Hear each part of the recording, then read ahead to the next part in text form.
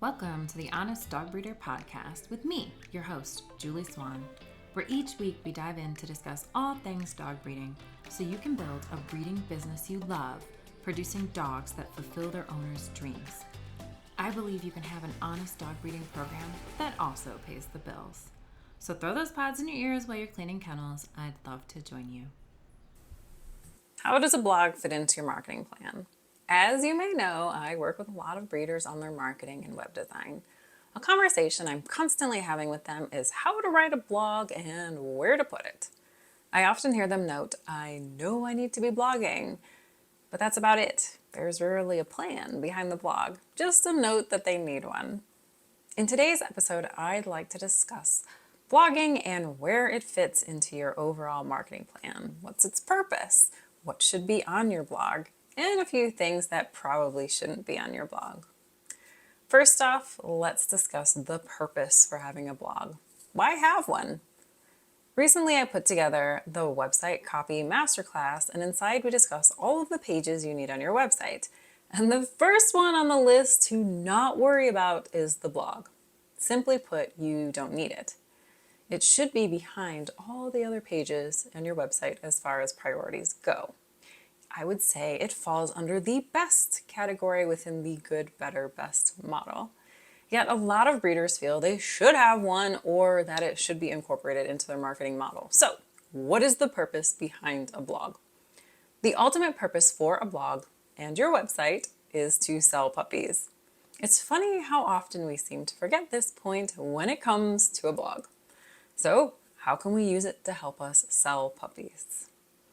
First off, having a blog can improve your SEO.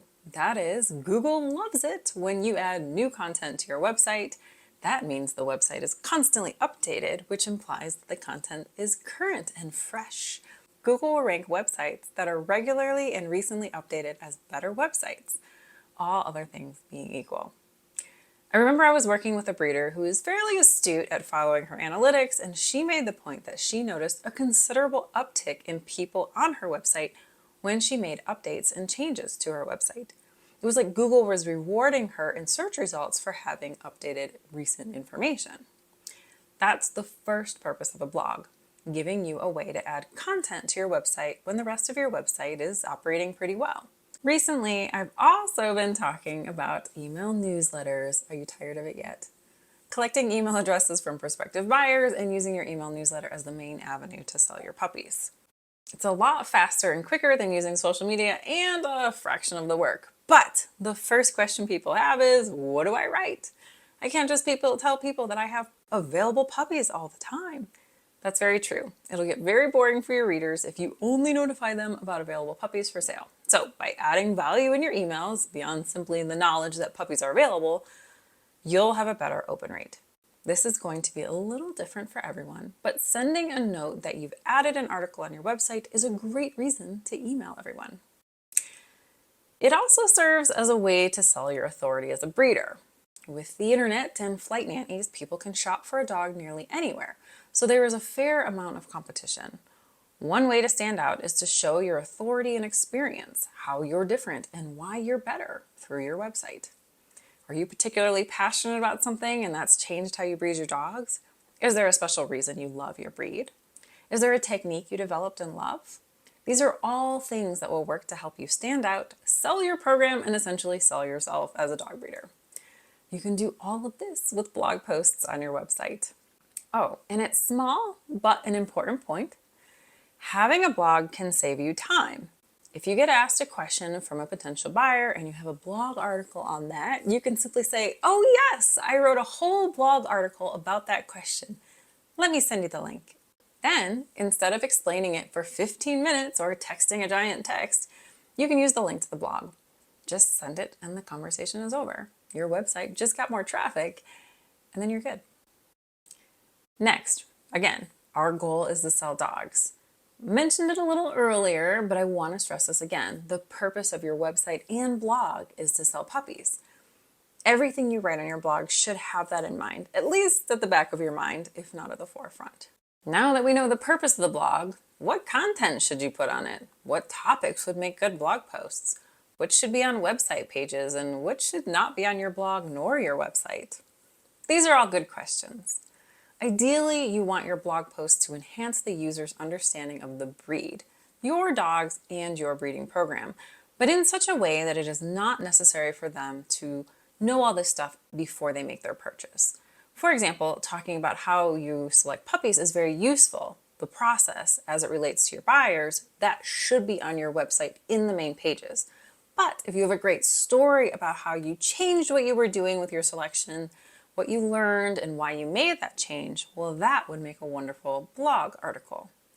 In this example, it is not necessary for the buyer to read prior to purchasing a dog. But if someone were to read it prior to their purchase, then they would have a deeper appreciation for you and your breeding program and the dog they'll get from you. Just the same, previous buyers who are invested in your journey will love to hear the story of how you grew, knowing that they're a part of it. So let's discuss some common ideas for content of what to put on your blog posts. First off, breed information. Breed information is probably the simplest thing that comes to mind. This is teaching people about your breed. Buyers come to us in many ways and in many levels of education, or lack thereof. So if we can educate them, then we're building rapport and trust with them. They'll appreciate the effort and they'll be more likely to want to get a dog from you. Some common ideas to put on your blogs for the breed information section would be colors and patterns. So if your dogs come in a variety of colors or patterns, then snap pictures of your dogs and put them on your website with captions, as in, "This is a black roan." I can't tell you how many people don't know the difference between ticking and roan with my dogs. So I have a page on my blog about the different colors and patterns of GSPs with pictures from my breeding program. It worked out great, as when people aren't sure what they're looking for, I can send them to that page and then they have the right vocabulary to describe what they're looking for to me. Same goes for coat textures, especially if you have a varied set of coat textures in your dog. You could explain how there are straight and wavy coats and what that means as far as grooming requirements and appearance. Grooming needs is another topic I love to have breeders discuss on their site, especially doodle breeders. Many people get a dog with grooming needs to avoid allergies, but they aren't sure what the grooming entails. You could put together a blog article that talks about the textures, how they arise genetically, what the differences are in an applicable way, such as this one is easier to comb, but this one's grooming lasts longer. Then you could write another article about the names of the cuts that you recommend for your dogs. This way, people don't feel stupid asking the groomer for a specific cut. Then you could write yet another article talking about in-between groomings maintenance and what tools you recommend. You could also talk about enrichment and favorite activities your dogs love. These are fun articles to put together and help people envision life with their dog, which is part of selling the lifestyle. But it also isn't required information for them to know prior to purchasing a dog, so it doesn't exactly fit into your puppy email series prior to pickup. All of these will help people better understand what is involved in getting one of your dogs, but isn't necessary for purchase. Also, have you found there are questions people constantly ask that aren't really necessary to getting a dog, but that are common questions you answer? These make great blog articles. For example, you might have an article on the use of electric collars. These are quite popular with bird dog trainers, but I've often seen them used incorrectly and ultimately they create a lot of anxiety for the dogs. I could write an article on my blog discussing the pros and cons of e-collars. Again, this isn't required for purchasing a dog and it may never come up in conversation, but it is a common enough question that it would do well to have people go to the blog and read about it. Again, answering these questions saves you time, but is also more interesting than just stating, "We have available puppies," when you send out an email. Next, you could discuss interesting facts about the breed or your dogs. Interesting facts are another great topic for your blog. For example, German Shorthairs come in liver, a chocolate brown color, and black. The black ones are not allowed to show in AKC shows. Some people know this, others are intrigued. So discussing the black dogs, the genetics that play into them, their origin, and why we have them or not, are all great fodder for your blog post articles. It would also be interesting to discuss the breeds that formed your particular breed. I don't just mean doodles. The German Shorthairs, for example, came from a variety of breeds to include English Pointers and the Dalmatian. It's interesting to discuss the breeds and what they contributed to the end result with German Shorthairs. These are particularly interesting for your previous buyers, but will also be fun articles that may be found on Google search, which boosts your SEO, if nothing else. They're also great for articles for showcasing your authority within the breed. So, what about the length and frequency of these blog posts? Did you hate writing papers in English class? Maybe the idea of writing a blog post sounds exhausting. If you feel like the idea of writing a blog post for your website is daunting, then I'm here to tell you it doesn't need to be super intense nor complicated. To give you an idea, a blog article may only need to be 500 words. To give you an idea on what 500 words is, think of a 5-paragraph email. Pretty short.